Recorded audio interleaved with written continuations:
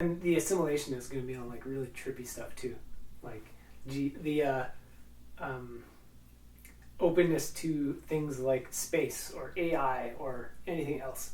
That happens with like Isaac Asimov writes a book and it's called Robots and whatever else, and eventually somebody's like, robots, and somebody makes a robot, and it's like people had the idea of these kinds of working machines or things working on their own for ages, like anything from zombies to genies to reincarnated thingies to whatever, like little animatronic devices, like just stuff that works on its own, and then you give it like a more stable face, a more like steady mind and kind of personified version of tangible stuff in the world to envision, and that slowly catches up. So we all, if somebody read a book and they're like, yeah, robots, they might not have been alive long enough to actually see a robot come to be, and now we have robots.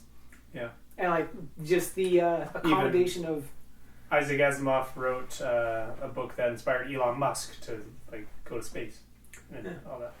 And then like if you look at the things today of just maybe people getting slightly accustomed or whatever to the idea of interacting with aliens, that probably has already happened. And maybe in like 10 years, the alien assimilation will have progressed enough that now it's kind of a thing. And now it's like, aliens. But this change might have happened already. Who knows? I don't know what the collective is all about, but things like that, like just big deals that change everything in the world happen, and then they take a bit. And it often they're as fast as something like cell phones. Like, Star Trek had phones. Phones didn't show up for a long time. And suddenly in 2010, it's like, cell phones are now a thing. Within a couple of years, they're everywhere. And you can barely find people that don't have them. And now it's just regular in the world.